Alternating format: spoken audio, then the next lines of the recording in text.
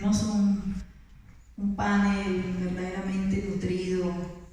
Digo panel también con la miel de la palabra, que estos personajes que están aquí, que me están acompañando en estos momentos, yo creo que se me extendería mucho en presentarlos cada uno en la locuacidad de sus formaciones profesionales.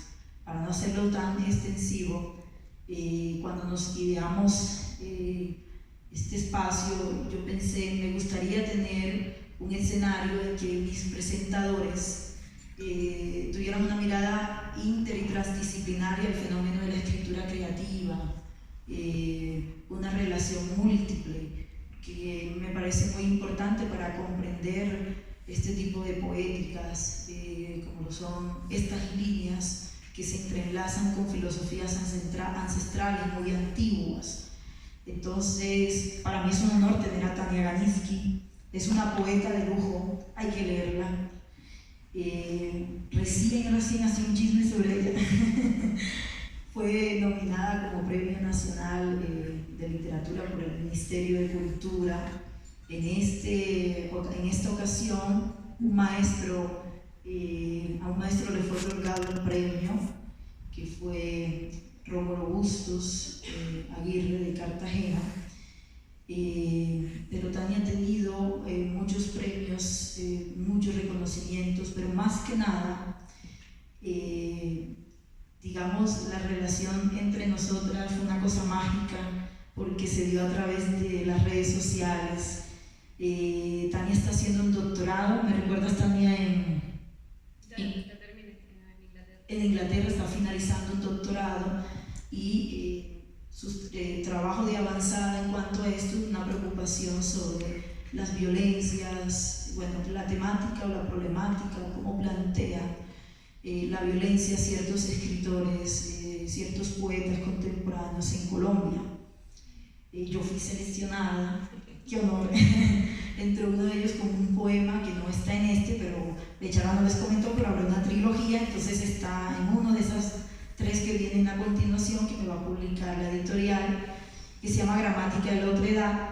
Entonces allí ella muy acuciosamente hizo un análisis de esas instancias y ese tema que hoy nos toca muy profundamente como colombianos y colombianas. En ese linaje del cual se inscribe Tania, yo dije, una poeta mayúscula aquí sería muy importante porque también nos da la lucidez desde al hilar fino en lo que precisa la interpretación del poema, en el análisis a profundidad, lo que hace el ejercicio de la palabra para quienes asumimos el arte verdaderamente como una condición que nos acompaña, que es incluso trashumante, porque lo cargamos todo el tiempo, ¿no? La mochila viajera que va para allá y para acá, no la quitamos nunca, no es un disfraz, está allí. El artista contempla, se asombra, llora, se enamora, y es eso básicamente lo que somos. Entonces, es más que nada un homenaje a una artista, a una poeta como lo es ella, bogotana. No le voy a decir el año en que nació, porque yo creo que es mucha información. Pero ese es como el primer tejido que comencé yo a mirar ahí en mi registro. Y por supuesto, un salto muy interesante. Aquí el compañero que tengo aquí al lado, que está de rojo, brillando con ese rojo, se llama Yuri Ferrer Franco. Nos conocimos hace muchos años, fuimos compañeros de la Universidad Distrital. Digo fuimos porque yo estoy este año viviendo en Cuba y ya no estoy ejerciendo como docente allí, pero por muchos años estuvimos allí en muchas facultades. Yuri fue decano de la Facultad de Ciencias y Educación de la Universidad Distrital y es un maestro en artes, un pedagogo del arte. Viene formando por muchos años en este ámbito, un periodista y comunicador social, y además de eso es un currambero. Y eso, digamos, que también me retrotrae con el Caribe, que es uno de mis imaginarios también. Yo dije, bueno, ya tengo a la poeta, el periodista, comunicador social que acaba de publicar además un libro que no lo tengo y que es necesario que lo tendré, que se llama ¿Somos o no somos? Diga aquí, Adrián, ¿qué significa ese saludo? Eso tiene varios orígenes. De hecho, hay un origen que es Abacuá y se ha usado mucho en los bambán, en las canciones de salsa, en los sones. ¿Somos o no somos? Y es la cosa de decir, esto es lo que somos. Entonces, cuando uno se tambalea un poco en esa resistencia, que es esa identidad, ya bueno, ¿qué? ¿Somos o no somos? Exacto. No somos. Bueno, todo el mundo grita por somos. Exacto. ¿Somos o no somos? Somos. Exacto, muy bien. Estamos aquí en el Muntú. Entonces, es el trabajo que ha venido haciendo. ¿Crees como un ejercicio como de análisis periodístico, de crónicas, menos contar narrativa urbana, y un trabajo que además publicó con su hijo? Entonces, muy interesante el trabajo desde allí. Y en la otra esquina, exacto, está un gancho ahí. Está nada más que Angelito, yo le digo Angelito con un cariño profundo, Ángel Perea Escobar, es uno de nuestros ilustres periodistas, críticos culturales afrocolombianos, muy reconocido internacionalmente por todo un trabajo que hace desde el arte y la literatura, pero también la musicología, la interpretación o la hermenéutica de la negritud en el campo del arte. Un análisis muy fino también desde allí que me permitió tener una mirada muy amplia o permitir que ellos se acercaran al fenómeno en mi trabajo, porque también hay mucha música y ritmo de este lado. Ángel, de hecho, fue el primer realizador de una radionovela, la primera radionovela afrocolombiana, La canción de Ananse, y que luego quizás elaborarán eso, pero Ananse es un concepto matriz muy importante, porque muy antiguamente se consideraba, era una deidad, realmente bajaba en forma de araña en los pueblos Ashanti, yo por eso me llamo así, de ese mundo tan bonito que es Ghana en África. Recuerden que África no es un país, África es un continente, hay diversidades y pluralidades de voces. Esto apenas el Montú reúne lo Yoruba y lo Congo, pero quedan muchas otras filosofías africanas que atraviesan esto. Entonces, esto es mi nutrido panel. Yo no me gustan los formatos, por eso no terminé en secretario, estoy trabajando. A mí no me gustan hacer planas ni nada de eso. De hecho, me siento así como todavía muy estrecha. Ahorita que soy más, nos vamos ejercitando más. Porque yo les dije, no, fluidos de conciencia, stream of consciousness, como decía William Faulkner, ¿verdad? Más quiero que ellos se sientan muy bien, como están en mi casa, muy bien atendidos, que quieren lasaña, pollo. Y que más bien desde su lugar de enunciación hagamos esto una conversa muy chévere, muy animada. Y ya tienen la palabra ustedes y la damos primero. No sé si me oyen sin el micrófono. ¿Me oyen ahí? Sí, se escucha muy bien, ¿verdad? Sí. Gracias por venir hoy. Estoy muy feliz de estar acá. Cuando Ashanti me pidió que presentara el libro, no podía la emoción. Primero porque ya por fin había salido el libro. Ay, sí. Y porque era parte de un tríptico, ya pues que es la promesa de que hay dos más. Así porque también lo sentí como un acontecimiento. Y de hecho, como hoy entre estar en la calle, que es un momento importante, y estar aquí, sentí que también era pues un acto de resistencia, estar aquí compartiendo, pues estar compartiendo con la gente, como también está pasando en la calle, ¿no? Que estamos viviendo como las relaciones con el otro de una forma mucho más bonita, mucho más subversiva también. Así es. Bueno, pues yo escribí un texto basado en mi lectura del libro y lo voy a leer y después quizás podemos dialogar a partir de ahí. Vale. Hasta el día de hoy, en todas mis comunicaciones electrónicas con Ashanti, hay un punto en que me explica entre paréntesis lo que significa alguna palabra que ha incluido en el mensaje y que no pertenece al español. No solo eso, sino que en el paréntesis suele haber más de una palabra, porque no existe una traducción precisa. Ese grupo de palabras entre paréntesis debería acercarme en español a aquello que Ashanti quisiera expresar y que en efecto expresa, porque lo escribe en Yoruba, aunque yo no entienda y aunque la traducción sea insuficiente.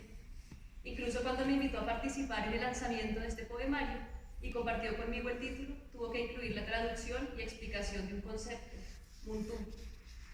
Todas nuestras comunicaciones han estado atravesadas por actos de traducción, incluso hoy la traducción ha sido pues, un medio de comunicación. Lo que me interesa expresar con esto es que Ashanti y yo estamos separadas por nuestras lenguas, por nuestras creencias, por los alimentos que le ofrendamos a nuestros cuerpos y que aparecen repetitivamente en el libro también, por nuestros ancestros e historia.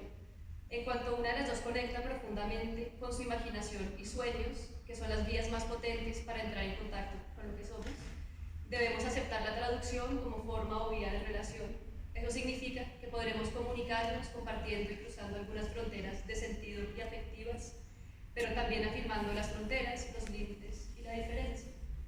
En una carta dirigida a Hugo Hopper, el poeta judío Paul Celan le escribió: me sitúo en un nivel de espacio y tiempo distinto al de mi lector. Él solo puede entenderme desde una distancia. No puede aprenderme del todo, ya que siempre está forzado a asir las rejas que nos separan. Pero esa mirada intercambiada entre las rejas, esa comprensión distante, es en sí conciliación, ganancia y quizás esperanza. Como lectora de Ashanti, no pretendo comprender y abarcar la totalidad de sentido de sus poemas, signos y consignas. En vez, cuando la leo, trato de desprenderme del magnetismo que insistiría en juntar su imaginario con el mío y trato de ser un solo oído y una mirada que se dejan llevar. Prestan atención, pero en vez de capturar palabras como peces en la red del yo, las dejan fluir. Los elementos e imágenes que corren por estas aguas, por una escritura que intenta, como señala Pedro Blas Julio en el prólogo, posicionarse en la decolonialidad e ir más allá de la historia oficial, son vitales y subversivas, conectan a los ancestros con los vivos, los cuerpos terrestres con el cosmos, el sufrimiento causado por la diáspora y el tráfico negrero con los cantos del presente, el origen del cosmos con la continuidad, los misterios de espíritus y dioses con las voces de animales. Por su calidad y originalidad, todos los poemas incluidos en este libro, el primero del tríptico, confirman que se trata de un libro único, una suerte de acontecimiento en la poesía contemporánea colombiana, que solo habría podido originarse a raíz de la combinación única que lleva Ashanti en el espíritu, en la sangre, en la práctica como militante y pedagoga, en la memoria, en la devoción a las comunidades afrodescendientes, a las lenguas y a la poesía. Su poética es consecuente con su modo de ser. Aquí lo personal, lo profesional, lo político y lo artístico son indistinguibles. También habría que agregar a esta suma lo espiritual y lo cósmico, y la verdad es que esta puesta en escena me parece que es como una explosión de Ashanti hacia afuera y hacia adentro, que borra los límites. Los epígrafes de Manuel Zapata Olivella y Walt Whitman acerca de la igualdad y la conexión o continuidad entre las personas y la naturaleza marcan desde el inicio el espíritu de los poemas contenidos en las semillas del Muntu. Los primeros poemas están dedicados a la creación, a una forma de ver y entender el cosmos y el origen desde una perspectiva que combina el mito, la religión y la ciencia. En el primer poema se describe cómo fue creado el cosmos en referencia a un antiguo mito. En el segundo, llamado Cuerpo de Astronomía, la materialidad del cosmos se conecta de una manera especial con la voz lírica que narra el poema, abro comillas. Todos los elementos de mi organismo estuvieron en las entrañas de la creación desde la edad geológica. Soy vestigio de fuego milenario, contengo en mi célula primera partículas que concentran la esencia de todo lo que vibra y fluye. Cierro comillas. Estos primeros poemas son sobre el origen, pero también sobre la continuidad del origen, sobre la conexión material y temporal entre todo lo que constituye el universo. En el tercer poema, Destino del Mundo, Dina escribe: respiramos en cada poro del alma lo que los árboles exhalan, entrelazamos su fuerza y su intuición en continua ida y vuelta, en continua llegada y partida, en continuo fluir recíproco. Además de esta hermosa y sugestiva insistencia en la persistencia del origen, algunos de estos primeros poemas están escritos con imágenes y diálogos que hacen referencia al universo particular de Ashanti. En el poema que acabo de citar, los dioses viajan para enseñarle a la poeta y al lector sus valores y cosmovisión en la forma de animales sabios y sagrados cuyos nombres aparecen escritos en dos lenguas, español y yoruba. En algunos casos, también sucede que el concepto de continuidad que la poeta desarrolla en torno a los cuerpos y el cosmos se presenta de una manera menos vasta e indeterminada. A veces se habla de esta continuidad entre sujetos específicos. En el poema El río Níger cuenta su viaje, la poeta conecta una comunidad que existe en el presente con una aldea lejana en un tiempo primordial. También hay dos poemas escritos sobre la madre y el padre de la poeta. En estos, la relación material y orgánica entre hija y padres corrobora la misma visión de conexión y continuidad, o se presta como una analogía de la relación cosmos-cuerpo que se anuncia en los primeros poemas. Este tipo de relación se explora a lo largo de todo el libro en una polifonía de voces y diálogos. La persistencia del origen y el continuo fluir entre una cosa y otra también se explora en el poemario con respecto a la continuidad de los muertos en el presente de los vivos. Abro comillas. Ayer un tata naranga me dijo, los muertos nunca mueren, solo funden su rumor de aliento con la tierra. Cuando trabajan el corazón de la manigua, se vuelven tejido de nidos, brazos de musgo y manglar sobre el mar de los inicios. Cierro comillas. Con respecto a los muertos, algo me impresionó al leer esto, y es que mientras que el pensamiento moderno colonial ha insistido en el concepto de la muerte propia, en este libro los muertos son estirpe y legión, son una comunidad. Estos poemas no invocan un muerto, en sus propias palabras, invoco la energía de sus nombres como tributo a la vida y a la muerte. Espero impaciente la aparición de mis seres invisibles, ciudadanos del aire. El libro de Ashanti me muestra muchas cosas de una forma en que no la había visto antes. Por ejemplo, aquí encuentro una pequeña distinción entre la categoría de muertos y la de ancestros. Mientras que algunos poemas nos muestran que los muertos se manifiestan en vida a través de la naturaleza, los ancestros se manifiestan de otras formas menos visibles y quizás más espectrales. Los muertos son formas de vida y los ancestros son una fuente de aprendizaje. Aparecen ligados al canto, a la música, a lo sagrado y al sufrimiento. Para comunicarse con los muertos solo hace falta contemplar el mundo que nos rodea. En cambio, la comunicación con los ancestros es similar a la comunicación con espíritus y dioses porque depende de puentes, rituales, poemas. Gran parte del libro está dedicado a estas interlocuciones. El poema Lengua de Invocación incluye estos versos. Hilos de la palabra cantada me convocan esta noche, se abren por los caminos y me trazan su geometría de nostalgias. Vuelan de la mano del tiempo con su sonido aéreo sobre el rumor de las hojas. Se enciende mi voz y crecen como frutos en mi garganta. Resonancias, lenguas de mis ancestros, hoy hablen por mí, las invoco. Derramen su marejada de sueños sobre la vertiente de mis ríos. La voz de los ancestros está cargada de sabiduría. Abro comillas. Alzo mi alma hacia las ventanas del cielo. Veo un ejército de ancestros. En el graznido del pájaro carpintero les oigo cantar. Descifra los enigmas en el murmullo del viento. Somos fogonazos en tu mirada, pacto de pensamiento en la garganta. La lengua, el tabaco, la escritura son medios para invocar ancestros y espíritus. En este libro, el poema también se convierte en un ritual y en una ofrenda.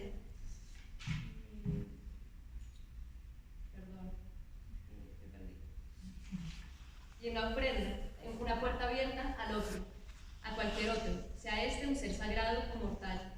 De esta forma, las semillas del Muntú repiten sus cantos una gran verdad. La soledad es imposible. La poesía no podría existir si la soledad existiera. Es por esto que la presencia de muertos y ancestros se vuelve fundamental para Ashanti, y también la conexión entre nuestros cuerpos y el cosmos. El poema es un puente, un túnel, un pasaje que conecta elementos a través del tiempo y el espacio, entre el agua y la tierra, entre el yoruba y el español. Mientras los poemas se revelan como puentes, que pese a su función de conectar, también son pruebas de una distancia existente.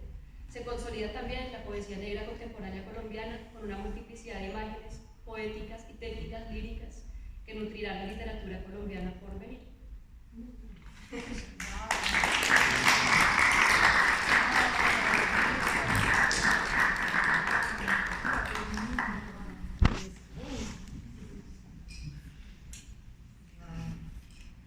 ¿Sigo yo sin micrófono? Sin micrófono. Bueno, Perfecto. para estar a la altura de las circunstancias. Comentaba con Dina antes del inicio de esta velada importante cómo la lectura del texto, y lo planteas muy bien en tu escrito, tiene implicaciones para el lector. Por ejemplo, yo no tuve esos inconvenientes al leerlo. Es decir, ahí en el texto un componente orgánico y un componente organizado, y eso es más que un oxímoron, ¿no? Es decir, hay una elaboración que se hace desde el origen, pero es una elaboración que se hace desde el origen en función de ofrecer la posibilidad de la lectura a cualquier persona, a cualquier lector. No importa si ese lector no está imbuido en ese mundo, en ese universo que se recrea en los versos de Ashanti. Está cumpliendo ciertamente al configurar este primer poemario, uno de un tríptico que esperamos ansiosamente, su destino, ¿no? Justamente a propósito de esa intención, escribí yo en mis notas al leer el manuscrito: a su ventana se asomó Abdellamí y le dijo: no olvides, Dina, que anudamos la voz del corazón a las constelaciones. Acuaró llamó a su puerta para recordarle a Dina que somos nudo forjado desde el inicio del círculo. Eyelé, desde su vuelo delicado, circundando en su cocina en medio de los aromas de la comida hecha y por hacer, le susurra a Dina que nuestro origen es terrestre, pero nuestro destino es celestial. Pavo real, codorniz y paloma, desde la fuerza delicada y volátil de sus alados cuerpos, fijan en los lugares materiales del mundo los pies que, cuando quieren, pueden ser livianos como plumas para llevarlos hasta las eternidades que deseemos. En ese contexto de la reflexión, lo que encontramos en el poemario, que es orgánico y es vital, también es comunicativo. La relevancia que tiene esta acción poética de hoy está situada en un espacio absolutamente tradicional. El gimnasio moderno lo percibimos todos, llegamos hasta aquí. Es un lugar del pensamiento más que un simple espacio, ¿no? Es un lugar de cierto tipo de pensamiento, un lugar de cierto tipo de pensamiento al que durante mucho tiempo nosotros no tuvimos acceso y en el que ahora estamos. Ese es un acto de afirmación. La poesía en sí misma es un acto de afirmación y de rebeldía. En principio es un acto de afirmación y de rebeldía que ejecuta el poeta desde sí y a veces contra sí.